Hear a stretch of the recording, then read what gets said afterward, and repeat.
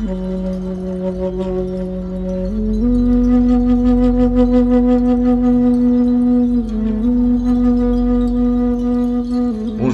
c'est Éric de La Fontaine, des Gardiens du Feu.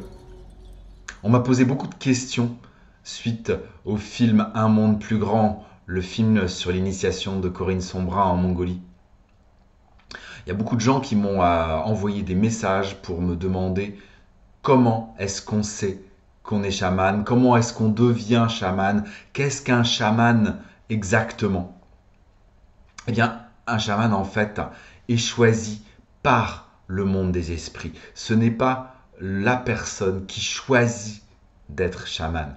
Vous avez beau décider que vous êtes chaman, vous avez beau peut-être ressentir que vous êtes chaman, tant que vous n'avez pas eu l'aval des esprits, la désignation par le ciel, eh bien vous n'êtes pas véritablement chaman. En fait, il n'y a pas de personne qui devienne chaman.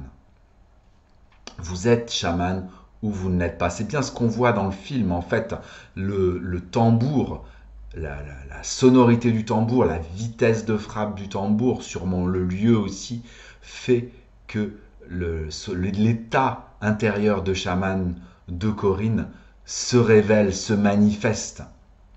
C'est la même chose pour les personnes qui sont guérisseurs, pour les médiums, pour les voyants, pour les personnes qui sont canals.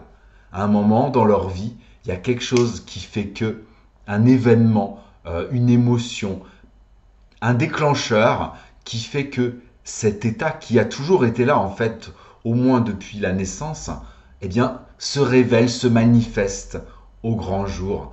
Et il en est exactement de même pour les chamans. Les chamans que je connais, que j'ai rencontrés, eh bien, ça a été ça leur vie. Depuis qu'ils sont nés, il y avait des choses, des signes qui étaient là. Et il y a un moment où il y a eu un déclencheur, où il y a eu une désignation par le ciel ou par l'esprit qui a fait que eh bien, leur état de chaman s'est révélé. Et c'est d'ailleurs pour ça que la plupart des chamans ne peuvent pas véritablement enseigner, ne peuvent pas véritablement désigner de successeur si ce successeur n'a pas été choisi par les esprits.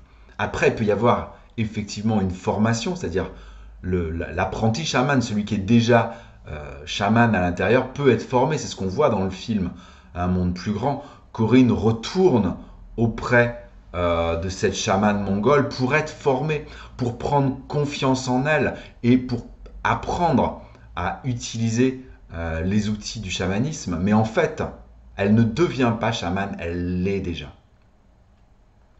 Donc voilà, si vous êtes chaman, c'est déjà à l'intérieur de vous, tout est déjà fait. Vous n'avez rien à faire, juste à attendre que la vie, que l'univers, que les esprits fassent en sorte que cet état se révèle. Et peut-être que vous ne serez jamais. Moi, personnellement, voilà, mon état ou mes dons de guérisseur se sont révélés quand j'avais 7-8 ans. Le chamanisme me passionne parce que j'ai compris que la médecine chinoise que je pratique était d'origine chamanique.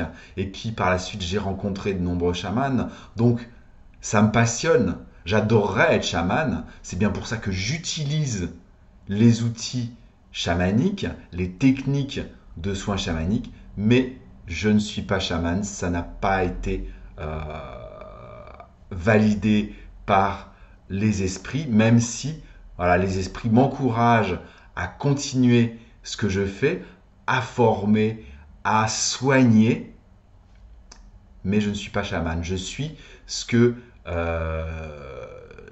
Gilles Wurst appelle un praticien chamanique, c'est-à-dire que j'utilise les outils chamaniques sans être chaman. Voilà, je suis plutôt un soignant, un guérisseur, et j'utilise des techniques chamaniques, entre autres. Voilà, donc ce film Un monde plus grand a réveillé vraiment les passions. Il y a eu beaucoup d'enthousiasme avec ce film chez beaucoup d'entre vous. Merci pour toutes vos questions, merci pour tous vos commentaires et on se retrouve très bientôt, soit au cours d'un atelier, soit pour une prochaine vidéo. À bientôt.